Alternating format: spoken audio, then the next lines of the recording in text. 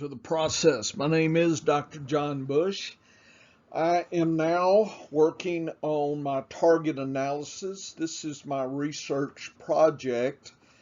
I initially started looking at the question of vacated targets, but I realized right away that there's no information about what are the basis for us to even make a call. So there's no reference class forecasting information. In other words, what's a normal kind of change in a tight end's targets year to year kind of thing. I don't know how you can make any conclusions, so and so is going to break out because he's getting this many more targets, predicted.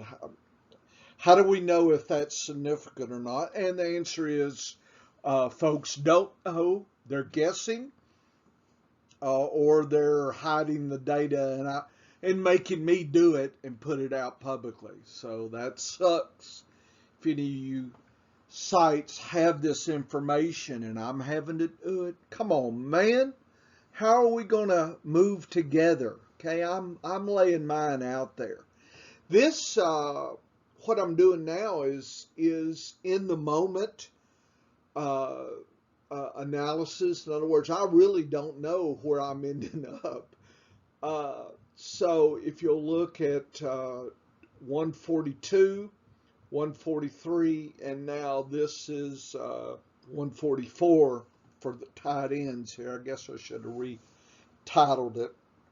Anyway, I'm getting into the tight end targeting and looking from 2013 to 21. So I'm trying to get a baseline. I'm trying to understand before I even look at this question of vacated targets. And I'm hoping along the way that other questions will occur and, maybe come back and research those. That's what, this is what I do. This is fun. If this is something you don't want to do or it's not fun for you, you probably shouldn't be a metric-based analyst. You could just say, I don't use this stuff, but, I guess I'm psychic or something, and this is what I think. Because I don't know what you're basing it on if you're not using the approaches in a research-based scientific approach. I don't know what you're doing. So, I don't know. Anyway, there's probably sites that have already done all this, and like I said, I guess I'm feeling angry about that. Come on, man. Come on. Anyway, let's this lesson here. Oh, wow. That was interesting. I moved my cursor down and somehow it switched. I thought I had to go punch a button down here. Anyway, no big deal. So this is the overall year from 13 to 21, and I looked at the weeks and the number of targeted players, the sum of the targets over that time, the targets per game, targeting rate, targets per snap, and then targets per player. And that was, I think I covered this in 142. So that was just overall. I like to kind of compare, kind of the overall. And again, my approach has been landscape research, kind of a top down. And a lot of things I see seem to be bottom up. And I guess that's okay if it's a short little punchy segment to get some clicks, but that's not what I'm interested in. I'm trying to actually get data that I can use. I'm usually playing, I don't know, about 50 pay leagues a year or so. So this is work that I need to make some fine decisions. And that's why I'm working on it, because there's going to come points in the draft where you're on the fine line of what you're doing. And if you just kind of give up, or if you just, I'll just, do this or do that, if it's not based on a purpose, a journey, a plan. Let's call it a plan. And I've talked about draft landscapes and consistency and all sorts of other metrics that I think are important. Strength of schedule, things like that. Give you some insight. It's again, we're all trying to predict the future, and that's just not something that is easily done. Okay, so the top part of the table is overall, and some things to note is the number of targets went up, but the number of weeks went up. And if you look at targets per actual player, it was 35 versus let's see, I guess about 2017 back. Those years were all higher, and notice the number of targeted players. So in 2018, we started seeing a trend where we're getting more players. So I think that's a trend that's happening. We got more players in probably specialized situations, I'm guessing. I haven't got that deep. That's just kind of a question, I guess. Let's call that a question. Is that what's going on? Obviously, there's more players getting targeted. So I'm assuming that, and assuming, right, that's specialized situations. Coaches and teams are becoming more kind of have more of a deeper plan than they maybe did before. I don't know what happened. I don't know if the rules changed, but anyway, in the last 4 years, we've seen a lot of more targeted players, up to 513 last year. So that's really changed things. But the targeting rate has gone down 9.3%. And again, look at the previous years. It was 9.5 or higher, actually, in 16, 15, 14, 13. So fewer players that were getting more targets per snap going on. So that's been something that's really happened the last 2 or 3 years, I guess 3 years. So that probably makes it harder for us. There's probably questions that need to be asked of these specialized players. So we probably need to, and I haven't done this, and this is part of my journey, is finding data like this to think about things. So now, how do we define not just position, but types? People have, RB1, 2, and 3. That's just kind of a very broad term. People talk about, bell cow, third down, red zone. That's better, but I don't know if maybe there's even more of a fine line there of different players. Maybe the yardage that a team needs to get probably changes the type of player they might use to get that yardage.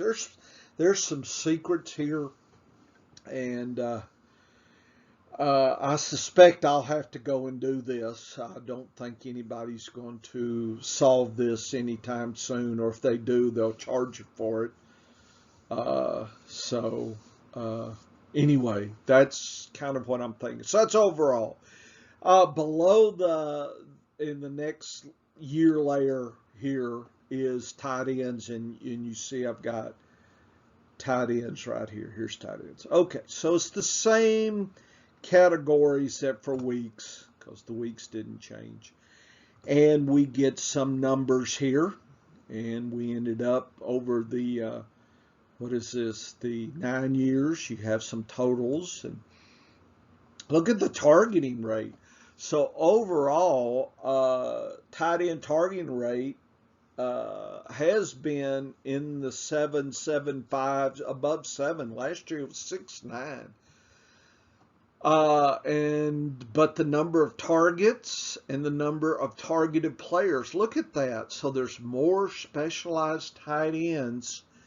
So they're getting more, the lesser target rate. So there's spreading out the wealth. So that makes it harder for us when we're picking tight ends. So finding a bell cow tight end, my argument the last 4 years then, based on my analysis, would be even more critical. And I think people touch that a little bit, but they don't quote metrics to try to, this is why we need to draft tight ends early, for instance, that get a lot of targets, etc.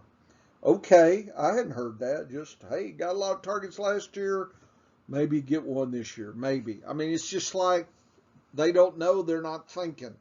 They just want some clicks. Targets per player has gone down as well since 2018. So we see this general phenomenon in the league in the whole. It's the table above and tight ends. So we're seeing this trend as well. Very, very intriguing trend here. Let's see. What else? And again, you're saying, well, why don't you know what you're talking about? This is how research is, folks. Sum of targets, comments per game. Yeah, looks like about 13 to 16. Nice. Lots more targets per game across the league. And that probably is per week versus per game because it's so. Okay. We can always come back to that. Okay, next. So I thought I'd pull up running backs and tight ends and compare them.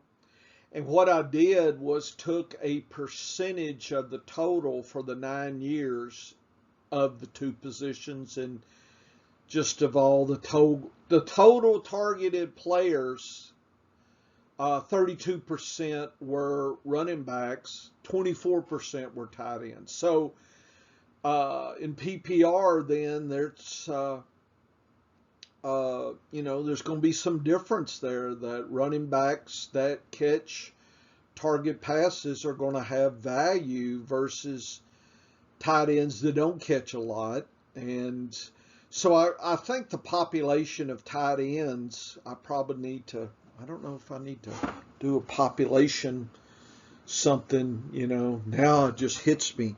I should do like kind of a frequency diagram. What's the proportion of players that are getting 2 targets, 3, 4, 5, and compare running backs and tight ends. Now I've got to go do another thing here. I hope I remember to do this. That's the thing. There's so much to do because I'm the only one that I know is doing this. So, I need some people to come out here and do some more stuff here. So if you're interested, I got the questions, folks. I've never short of questions for us to work on. So if you want to join my journey here, reach out to me. We can talk. I'm always wanting to talk. The number of targets, though, so that was interesting. So there's more running backs getting targets than tight ends, but the target number is almost the same. So that tells me that the pie is smaller with running backs than tight ends. Okay. Per game is about the same. The targeting rate, running backs that are getting targeted more than tight ends here. And targets per player, though, is much higher in tight ends. So tight ends on the average 89% of targets per players versus 62% for RBs. So there's probably that spreading effect that's happening there.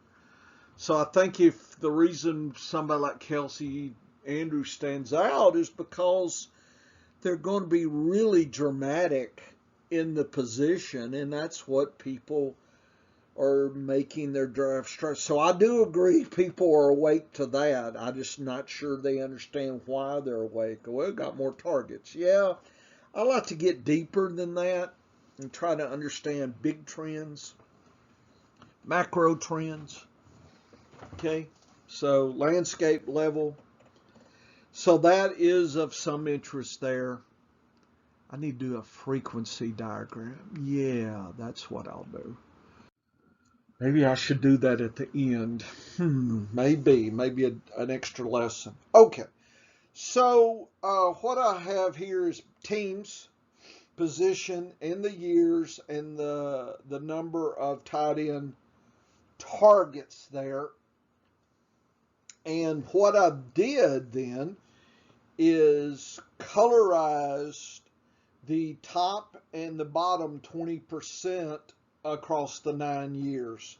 So any numbers in red are in the bottom 20% of the league of all the teams over the 9 year period. So I just didn't do it year by year. I went across. So I want to see the big trends. Green would be in the top 20%. So you can see where your team ends up as far as the distribution of targets there. And if you look at 2021, I colorized the team name based on that. So Arizona, even though they got Ertz, didn't, I know they got him, halfway through the season, but they really didn't do him justice there. Atlanta with Pitts. So people are anticipating Pitts going up. Well, here's the data. 157, that with Hurst and Pitts, Atlanta really did the highest they've done since Tony Gonzalez, way back when, even before 2014. So wow, look at that. Look at that, 157. Baltimore did well with Andrews, so that is rocking and rolling.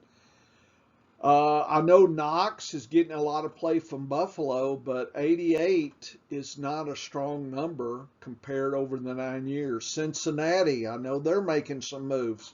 83, they better make some moves.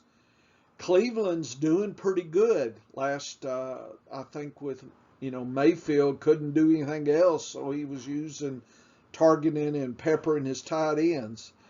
Denver with Fant did well. We'll see if there's a continuation with Russell there, but could be. I think people are anticipating Albert O continuing there, so that's an interesting trend. Jacksonville just ucks in tight end targets. I'm skeptical of all the ones in red. That I understand Arizona's got Ertz. Maybe that's an exception. Waller and Gesicki looked good last year. There's Kelsey. I'm just reading the color of the team names there. You can look across. Philadelphia did well. Goddard. So I'm Tampa Bay. If Gronkowski's not going to play, that would seem Brait is going to get a slice of the pie. So he's a nice little sleeper play there. People think Logan Thomas, but he's been injured, so looks like without him there full time, they're not, last couple of years they've done much better than 2019, which was really sad and low. But in New England, look at New England in 2020-19. Look at last year having Henry and Cook, 120. Wow, did they try to make a move? So New England did a move there. So that is noted. So I think there's a lot of things and questions and data points that are brought up by this table here. So I urge you to stare at this, look at this, think about this, take some notes while you're listening to me run my mouth. Look, I'm a college professor, a university professor. That's what I do. Okay, I'm paid to profess, right? So that's what I get paid to do. Okay. Is anything else right now? I hadn't really thought about this a lot. Just kind of, is there anything surprising? There's a question. Anything surprising? Arizona was a little surprising. Did like New England moved up. Did like Carolina moved up. There may be a move in Carolina. Look, 43 to 121. So there may be something happening there. Baltimore and Atlanta really moved up. So take a look at those movements up there a little bit. See what you think might happen here. Interesting. I always get optimistic when I see the data, and that's probably I shouldn't get so optimistic there. Okay. So if you look at all that data I just gave you, the total targets over 9 years, that should be, looks like I misspelled median, but anyway, 9-year median is overall, and you can look at the highs and the lows. So Baltimore, so the blue is high, red is low. So Baltimore, Indianapolis, we hadn't talked about them, but overall they've done good 9 years. Kansas City's done well. Philadelphia, San Francisco with Kettle, not too bad. And so 21 versus the 9 years total. So anything in green is a nice 21 season versus the preceding year. So Arizona sucked. You can see the good ones here. You can see the ones that Indianapolis sure dropped. Let's see, Tampa Bay, Pittsburgh didn't do too bad. There may be the Firemouth is there. Philadelphia 19, good. Miami, Raiders, KC moved up 5%. So Denver went up 34%. Cleveland, Dallas went up with Schultz 20%. So I think people are pricing a lot of the tight ends based on the 21 versus all number. I understand that. But I think you should try to look deeper still. Okay. This other column here, tight end, the year, and the overall top and bottom. So the preceding chart, I looked at the green versus the red distribution, the extremes. So in 2013, we were about equal, had 4 high, 5 low. 14, we had 7 high, 8 low. 15 was skewed to the top, 7 and 3. And I'll go all the way to last year, 9 and 5. We have not seen such a skewed season for tight ends. So do realize, see, when people start drafting, they go, oh, tight ends, let's go. Well, realize 2021, if you look at it in context, that's why we use landscape research, was a little skewed and maybe a little bit too optimistic on the highs versus the lows. Okay, look at the previous years. Okay, so just be aware that, and I understand 2020 might have been the COVID, and that was may have skewed things, but maybe 2021 was too optimistic. Just be a little cautious, and when I see that kind of data, I want to step back, and if I'm not taking an early tight end, then I'm trying to find a good price in a streaming pair. Okay, so with that skewed data, I'm going to ask a little more price-wise just because I'm a little concerned that what I saw last year was not true. Okay, I get a little, it's kind of like it's too good to be true. So 2021 could have been too good to be true on some of it. So be cautious. Okay, don't just kind of be a bull in the china shop, in the draft shop. Start just flipping around here. Be thoughtful, kids. Be thoughtful. So this is, I took the median, the 9-year median. I still misspelled that. What am I doing? And the 21 is in the red line, and the median is the blue. So I think you look for extremes. So again, Arizona, very extreme in 21. Look at that, all the way at the bottom compared to the median. So if you look at their median, they're pretty sucky anyway. The only team worse than them in 9 years has been the Jets and Jacksonville. So, and then Cincinnati. So historically, those four teams have been super suck. Historically, Philadelphia, Kansas City, Indianapolis, some of those teams have been really strong. Looks like, what is this? The Chargers, maybe they'll do better. So I like to look who's above 120, and you can see that's kind of the extremes here. And it looks like, somewhere, it looks like a tight kind of window there on that, but clearly you can see the extremes. Look at the, and what I mean by extreme, look, here's the Raiders, and look at last year.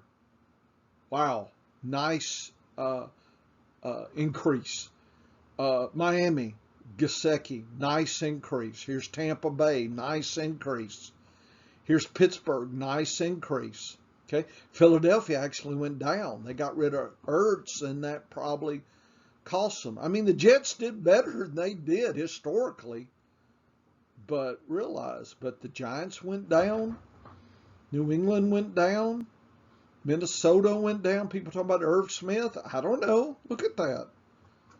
So I would definitely look at this and kind of put a little plus and minus on my draft notes here a little bit, just so that you understand the context of things in general. And like I said, 2021 was a little bit exuberant. People overplay and overprice exuberance.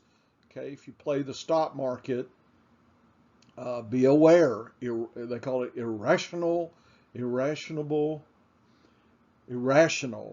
Yeah, that's it. Irrational exuberance. That's it. Okay, here. What's in my drink here? Okay. So this is a good landscape. Continue the journey. Let's see what's next. Oh, this is good. I'm glad. I like this. So I did the year-to-year differences. So I didn't look from 21 across 9 years. I looked at 13 versus 14, or actually 14 versus 13, 15, 14, year 16, 15, etc., and just subtracted, and did I get a positive number? That was good. That was an increase, or a negative number. And I did leave the colorization for 2021 here, so you could still see what happened last year with the colors here, and you can see what's been going on with the team. So, has the team been on a losing streak and now things are changing? Okay, Carolina's an example. They've been losing pretty bad, and then they pulled a 78 last year. There may be some surprises. Of course, their quarterback is so muddled. So that's the thing. You just can't just be wedded to these numbers. You've got to think it in context of the team and of the weekly play. Kansas City really, Kelsey can't get much better. People think he's not going to get any better, folks. On average, he's probably going to be about what he is. You've seen him. Having Cook and Henry, though, in New England sure worked them up. That was good. So just take a look at these and see how does that play with some of the price points, and the intensity there. And just know that 2021 was a little bit exuberant on some of that. You know, going up 101, New England's not going to do another plus 101 again. So just be aware. So I would use this and I would use this as basis for extended research. That's what you do in all this. This is something called a box and whisker. This is looking at each year of differences. So I looked, you know, uh, I looked at the teams. Now I'm looking at the years going down horizontal. And the box represents about 66%. So much of the league is in this box as far as the numbers. The extremes are the whiskers. Okay. And the super extremes are the outliers like you see here. These are way outliers. And you look across in the differences in the last 9 years, and you see that the box size has gone up or down. And look at 2021, almost the best we've seen in 9 years. When I say exuberant, look how tight that box is. So that means most teams did fairly well, and they were very close. There wasn't any low side. Look at where the whisker ends. Look at that. No other year has seen the whisker end. You know, this ended at minus 50. Everybody else is minus 80, 70, 100. So it was an odd year downward. We didn't see downward production. We actually saw a normal upward.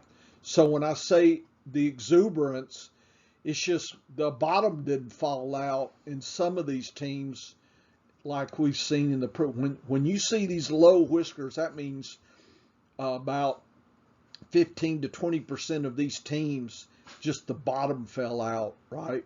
And that's what that's telling you. And above, then 15% of the teams really punched a hole and did great. So you're saying when was the worst of the greatness? That was 18 versus 17. Look at that. Look at that top whisker. That was a sad year for tight ends. So if you had gone all in on early tight end, you probably got burned that year. But the last 3 years, that's, you know, early tight ends have probably done well. And last year, just about any tight end wasn't going to harm you as much as it had in previous year. That's what that's saying, is the floor was higher last year. Look at that. I didn't even realize that till I saw that. That's my dog. Hey, dog. Mr. Thorin. Shh. So that is I got to think about that a little bit. Just be aware. That should be cautious about the teams that were on the downward side a little bit. Sounds like a lot of teams got lucky that their tight ends did as good as they did. So be cautious. Don't expect another gift like we got last year. I'm worried about the pricing now. Tells me the pricing is a little bit skewed.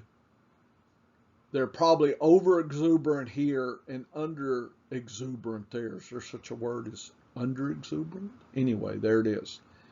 So the deeper tight ends may be worse than you think. I think it's another way to think about it. Notice I've been trying to find the words.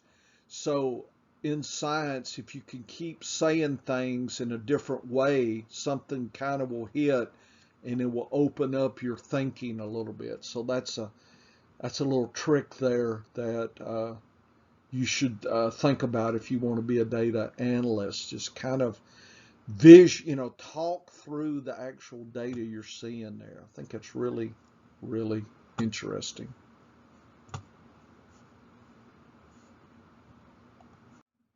Okay. So I then looked at the median numbers in 9 years, from 13 to 22. And again, here's the same colorization. Here's the extreme teams. The Raiders 16. Look at that. Kansas City 8.5. Philadelphia, Tennessee, Tampa Bay. Tennessee I hadn't talked about, but they done pretty good. But last year wasn't as good. Washington 0. Okay, so when I do a box and whisker, I find that most of the teams in the differences in the last 9 years were between +6 targets for their tight ends and -8.